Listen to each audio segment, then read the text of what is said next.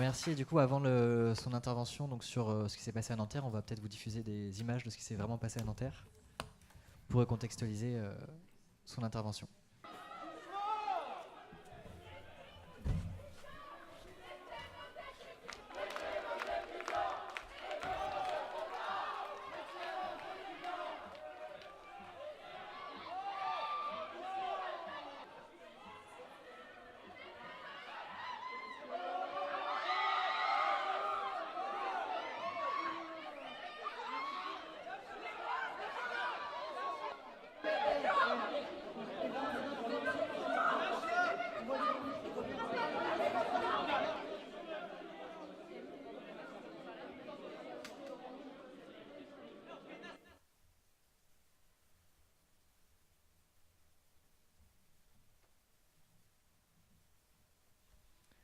Voilà, merci Hortense. Du coup, je te passe la parole si tu veux commencer. Bonjour à toutes et à tous. Je suis juste venue donc pour vous parler des mobilisations qu'il y a en ce moment à la fac de Nanterre. C'est bon? Non, je l'éloigne. Je rapproche. Ok. Et pour faire donc un topo sur ce qui s'est passé les 2 dernières semaines, puisqu'on parle il y a eu la question des moyens de la lutte. Cette vidéo, en fait, elle a été filmée par l'AFP, qui était avec nous au moment donc, de l'intervention des forces de l'ordre, puisque j'y étais aussi. Elle n'a tourné que sur YouTube. Elle n'a pas tourné sur TF1, France 2, etc. Et donc, avec justement Internet, c'est une petite parenthèse avant même de commencer, on voit aussi l'émergence de nouveaux moyens de diffusion d'images qui avant ne pouvaient pas être diffusés. Pour faire un petit topo sur ce qui se passe à Nanterre, là, on avait avant, il y a quelques mois, on va dire, une faible mobilisation contre la loi ORE. On avait à peu près 150 personnes en AG, et donc une mobilisation qui peinait vraiment à se mettre en place. Il y a 2 semaines, l'université de Nanterre a reçu la CNE, donc la Coordination nationale des étudiants, et ça a été un petit peu compliqué avec le président, mais on l'a forcé à nous laisser un amphi, puisque la veille de la CNE, il a finalement refusé, et donc on a forcé les choses, et des étudiants et des étudiantes, à la fin donc, de la CNE, laissent la fenêtre d'un amphi ouverte pour pouvoir revenir pendant la nuit occuper cet amphi. Il s'avère donc que je précise quand même quelques faits. Contrairement à ce qui a été dit dans certains textes que j'ai pu lire, la fenêtre de l'amphithéâtre n'a pas été brisée. Ils l'ont juste laissée ouverte en partant. Ils sont revenus pendant la nuit et ils ont commencé une occupation. La sécurité ne les a pas vus. Donc pendant les rondes, puisqu'ils étaient dans la salle, et donc le lendemain matin, ils se sont signalés par des affiches, etc. À ce moment-là, notre président d'université décide de faire appel aux forces de l'ordre pour les déloger, puisqu'il ne voulait absolument aucune occupation. Ce que je voulais noter sur cette intervention dont vous avez pu voir les images, c'est qu'il y a 2 choses importantes. Premièrement, les CRS n'interviennent pas dans une université si ce n'est pas le président et le président lui-même qui les appellent. Et selon ce que j'ai entendu, ça faisait 50 ans, donc depuis mai 68, qu'à l'université de Nanterre, nous n'avions pas eu les CRS qui étaient venus. La deuxième chose que je veux vraiment dire, c'est qu'il y a eu 2 interventions de CRS qui sont toujours un petit peu mélangées dans les récits. En fait, donc, les CRS sont arrivés pour déloger les occupants. Ils ont commencé par encadrer donc, la fac pour que personne ne puisse rentrer. Et donc les occupants se sont réfugiés sur un toit, le toit du préau, et sont restés bloqués pendant 2 heures. Il s'avère qu'il pleuvait et qu'au bout de 2 heures, les CRS ont estimé que l'intervention policière sur un toit était beaucoup trop dangereuse puisque ça glissait, puisqu'il y avait le risque que certains étudiants et étudiantes ne se laissent pas faire. Et donc ils sont partis. La porte du bâtiment était ouverte. Moi, j'étais avec les autres personnels en lutte. On devait tenir une AG entre nous, enfin une réunion entre nous qui était annoncée depuis le départ. Et on attendait, en fait, dans le jardin, enfin sur les pelouses, tranquillement, que la fac soit enfin réouverte pour tenir notre réunion. Et il y avait d'autres étudiants et étudiantes qui étaient aussi très choqués par la présence de CRS. Nous sommes alors rentrés dans l'université, puisque les CRS étaient partis, la porte était ouverte, et nous avons fait nos réunions. Une première AG commune, puis un certain nombre de personnels se sont éloignés, tout simplement parce qu'on avait des questions techniques à régler. Et là, les CRS sont passés par le sous-sol et sont revenus. Et c'est à ce moment-là qu'ils ont demandé à tout le monde de partir en montrant carte d'identité, carte d'étudiant, personne par personne. Donc on sait que ce sont des choses qui sont derrière enregistrées. Les étudiants, étudiantes et personnels, enseignants, enseignantes ont refusé, et c'est là que l'évacuation musclée a vraiment commencé. Donc tous les 6 étudiants, là c'est des étudiants qui ont été interpellés et qui ont passé 24 heures en garde à vue et dont 3 ont encore des charges, c'était au cours de l'évacuation d'une AG. C'était pas l'évacuation d'une occupation.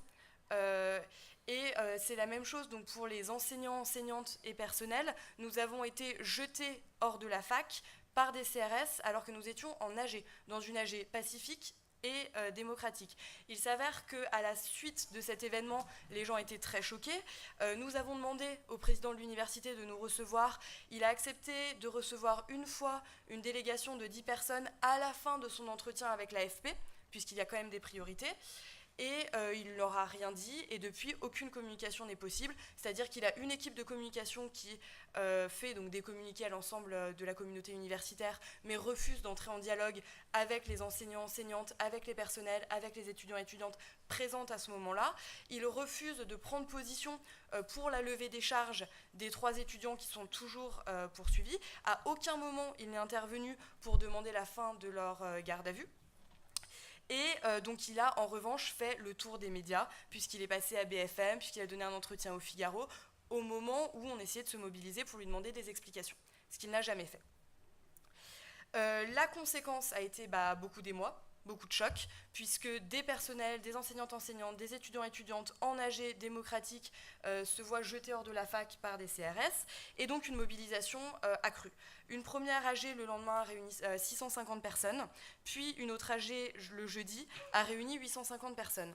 Les vidéos ont circulé sur YouTube, sur Facebook, ce qui a aussi permis, parce que je me permets de le dire, le jeudi, donc 3 jours après l'intervention des CRS à Nanterre, il y a eu une menace de CRS à Tolbiac. Ils ont commencé à quadriller la fac, des appels sur les réseaux sociaux, une mobilisation, j'étais présente aussi, beaucoup de personnes se sont réunies à Tolbiac et les CRS n'ont pas pu intervenir.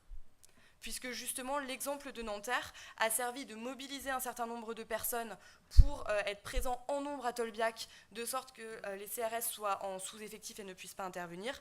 Et les réseaux sociaux ont aussi contribué, puisque c'est facile d'envoyer un message très rapide, notamment sur les groupes Facebook. On a eu sur les groupes Facebook de Nanterre mobilisés, venez tous à Tolbiac le plus vite possible. Plus on est nombreux, moins les CRS pourront venir nous déloger. Sur les AG de la semaine dernière, nous avions donc la présence de cheminots, de postiers, de beaucoup de personnes en lutte pour justement parler de questions de convergence, pour justement aussi donc inviter les étudiants et étudiantes à des réunions, enfin des mobilisations en dehors de la fac. Nous avions aussi donc des enseignants-enseignantes du secondaire, et ces AG ont voté le blocage total de la fac pour cette semaine, qui est la semaine du début des partiels. Lundi, nous sommes arrivés, la fac était intégralement bloquée, sachant que bloquer Nanterre, c'est pas bloquer Tolbiac. On a un nombre de bâtiments qui est énorme, parce que c'est un campus, et nous avons donc, surtout les étudiants et étudiantes mobilisés, je veux pas, donc le comité de mobilisation a réussi à prendre ce qu'on appelait la fameuse forteresse imprenable, qui est le bâtiment de droit à Nanterre. Non, mais pour 2 raisons. Déjà parce que c'est le bâtiment de droit, et ensuite parce que je ne sais pas si vous voyez un peu comment le campus est fait, mais c'est un immense bâtiment, on peut faire tout le tour et c'est que des portes-fenêtres. Donc c'est une passoire. Si on essaye de bloquer, il faut du matériel. Pour bloquer l'intégralité de la fac, c'était au moins 300 € à Castorama, plus un certain nombre de prêts par des fermes alentours, etc. C'est-à-dire que seules des personnes, on va dire des présences physiques n'étaient pas suffisantes. Ce blocage a entraîné aujourd'hui une AG de 1700 personnes. Alors j'espère être très claire, je sors de 6 heures d'AG, je suis un petit peu fatiguée, mais nous avions donc aujourd'hui une AG de 1700 personnes, et notamment une AG relative à la question du blocage, puisque lundi, quand nous avions des étudiants et étudiantes qui nous disaient « on veut passer nos partiels, vous n'avez pas le droit de bloquer », on n'a pas le droit de bloquer, venez voter en AG. Ils sont venus. Ils sont venus en AG, et ça nous a permis donc d'avoir beaucoup plus de personnes en AG et d'avoir des nouvelles personnes qui, à l'origine, sont venues pour voter contre le blocage, mais comme les votes se font à la fin, ont dû écouter tous les discours de mobilisation et des discours aussi d'information sur la loi qui est passée, enfin la loi ORE. Et en fait, ça permet d'ouvrir le débat, ça permet vraiment de mobiliser beaucoup de monde, et d'informer aussi un certain nombre de personnes. Bon, finalement, il y a eu 300 personnes contre le blocage, plus de 1200 pour, donc le blocage est maintenu pour l'intégralité des partiels de cette semaine. Et ça, c'est quelque chose qui est vraiment très important, parce que s'il y a partiel, il n'y a pas de mobilisation. Il n'y a pas d'étudiants et d'étudiantes dans la rue, tout simplement parce qu'il faut quand même réviser, tout simplement parce que les professeurs ne sont pas tous, n'acceptent pas tous des devoirs maison pour compenser, etc. Le blocage, il est nécessaire à la mobilisation. C'est peut-être une méthode qui est ancienne, mais c'est aussi que si on a partiel, on ne peut pas continuer à s'engager. Tout simplement parce que ça nous prend du temps. Je vous dis là aujourd'hui, 6 heures d'AG, il y avait 3h30 avec que les étudiantes et personnel, puis 3 heures de personnel enseignant et enseignante, c'est un peu long, surtout quand on n'a pas de pause déj. Mais ces blocages sont nécessaires parce qu'ils permettent de mobiliser un certain nombre de personnes, d'informer, de discuter, de débattre. Ils permettent donc de bloquer pour avoir des gens dans la rue et ils permettent aussi d'attirer un certain nombre de médias. J'ai jamais vu autant de caméras à Nanterre depuis qu'on a 1700 personnes en AG, depuis qu'on a tout bloqué, sachant que nous avons essayé, un certain nombre d'enseignants, enseignantes, de nous adresser à des médias, donc Libération, l'Humanité, mais même plein de médias, en disant que notre parole serait plus acceptée par ces médias-là que celle des étudiants et étudiantes. Et en fait, le seul qui a vraiment réussi à faire passer son message, c'est le président de l'université. Le président de l'université, donc Jean-François Ballaudet, qui n'était pas présent au moment de l'évacuation, qui n'a rien vu, qui n'était pas là, et qui, lui, a fait le tour des plateaux télé, et qui, lui, a répondu donc, à un nombre d'interviews, etc. Et nous, notre parole, on n'arrive pas à la faire passer. Avec des AG de 1700 personnes, c'est beaucoup plus facile. Et ensuite, une dernière chose sur le rôle des enseignants. On avait donc jeudi, dans l'AG des enseignants, enseignantes et personnels, voté donc quelque chose qui est absolument inapplicable dans les faits, mais un 20 sur 20 politique, qui était donc un signe fort de protestation, déjà contre un soi-disant diplôme en chocolat, puisque en fait notre vote est arrivé, je crois, 20 minutes après le tweet de Macron, donc c'était assez rigolo, et surtout pour permettre la mobilisation. C'est un signe politique fort, premièrement parce que on a su 3 jours après l'intervention policière, on apprend de la part de la présidence qui a refusé le dialogue que les partiels seront maintenus. Donc on reprend la vie normale comme s'il ne s'était rien passé. Or, il s'est passé des choses. Or, il y a des étudiants et étudiantes qui ont été victimes de violences. Or, il y a des étudiants et étudiantes qui ont passé 24 heures en garde à vue. Comment on va voir un de ces étudiants en lui disant « Oui, bon, t'as passé 24 heures en garde à vue, mais tu sais quand même, moi, mon partiel lundi, il est maintenu. » Non, c'est pas possible. Pas une semaine des partiels, en fait. Et donc, c'est pour ça que les personnels mobilisés, on a voté ce 20 sur 20 politique qui est inapplicable parce qu'il y a une liberté pédagogique des enseignants qui fait que chacun fait ce qu'il veut. Ça permet d'ouvrir un débat avec les collègues en disant on a des étudiants et étudiantes mobilisés. Si on commence à leur dire les partiels sont maintenus ou vous faites un devoir maison mais comme si de rien n'était, ils vont devoir se démobiliser. Il n'y a pas d'autre choix. Non, parce qu'on a aussi donc, un certain nombre de personnes qui ont des prêts déjà, ne serait-ce que pour pouvoir payer leur logement étudiant, etc. et qui ne peuvent pas se permettre de perdre une année. Et pour permettre la mobilisation, il faut aussi qu'il y ait des enseignants mobilisés à vos côtés. Je ne sais pas s'il y en a beaucoup dans cette salle. En tout cas, il faut aussi un dialogue avec les enseignants. Puisque c'est vrai que si on est un certain nombre d'enseignants à, on va dire, donner des notes très très hautes, ça peut contrebalancer celle de nos collègues et ça peut permettre donc une mobilisation plus massive.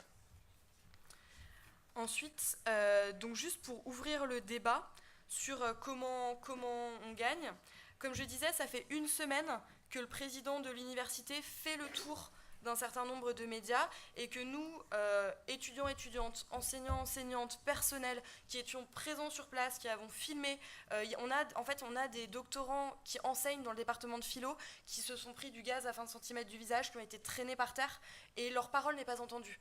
Alors qu'ils sont enseignants, enseignantes, il n'y a que la parole du président de l'université qui est entendue, sauf que depuis aujourd'hui, 1700 personnes en AG, toutes les caméras qui arrivent. Donc en fait, les AG, elles sont aussi importantes à ce niveau-là. Et ensuite, donc, toujours pour... en fait, je vais fermer ma communication sur ce avec quoi j'ai commencé. La question des moyens de la lutte qui a vraiment été posée. Peut-être que l'AG, oui, ça ne change pas beaucoup d'il y a 50 ans, mais c'est encore efficace sur un certain nombre de points de vue pour ne serait-ce que transmettre des informations à des personnes qui n'étaient pas mobilisées, mobiliser de nouvelles personnes, faire un rapport de force. Et puis aussi, en fait, sur la question des moyens de la lutte, il y a Internet. Et Internet, c'est quelque chose, donc c'est un outil sur lequel j'ai ouvert, sur lequel je voulais reprendre un petit peu. On a des pétitions en ligne qui servent à rien. Sur YouTube, ces vidéos de ce qui s'est passé à Nanterre ont circulé, alors même qu'elles n'ont pas été acceptées sur des médias tels que les JT de TF1, de France 2, etc. Et donc Internet est un outil qu'on peut utiliser pour faire des réunions massives, pour appeler des gens à Tolbiac, éviter de déloger les occupations, et dont il ne faut pas hésiter à se saisir. Par rapport à la question qui était posée sur la légitimité des manifestations, bien sûr, ils ont appris à nous diviser, ils ont appris à diaboliser les manifestants en ne montrant que des cassages ou des choses comme ça. Ils ont appris à jouer de la communication. Mais d'une part, on a une réponse qui est très claire. Emmanuel Macron, au premier tour, c'est 32% des votants et votantes. D'accord ? Pas de la France, des votants et votantes. Donc, c'est pas 50% plus de 50% de la population française qui a voté pour lui, pour son programme. C'est pas vrai. Évidemment que ce type de discours qui dit que les manifestations sont illégitimes, il existe, on doit faire avec, mais il existe aussi dans certains médias que nous n'aurons pas, en fait. Il y a un moment, il faut peut-être être réaliste sur cette question-là, mais ça n'empêche pas que la manifestation est un mode d'expression politique et que c'est pas pour autant qu'on doit déserter les manifestations parce que certaines personnes disent qu'elles sont illégitimes. Et ensuite, par rapport à la question des lycéens et lycéennes, juste sur Parcoursup, le problème, c'est que c'est trop tard. Ils ont fini, en fait, ils ont fait leurs vœux. Il y en a énormément qui sont en stress sur oui, mais si les facs boycottent Parcoursup, comment on va faire ? Et donc, c'est trop tard, je pense, pour les mobiles. On peut toujours essayer. Mais comme ils ont fait leurs vœux, eux, ils sont vraiment en stress par rapport à l'année prochaine, puisque le nombre de places à la fac n'a pas augmenté. Le nombre de lycéens et lycéennes qui est censé arriver en fac l'année prochaine, lui, augmente, et ils ne savent pas comment ils vont faire. Donc il y a un vrai doute là-dessus.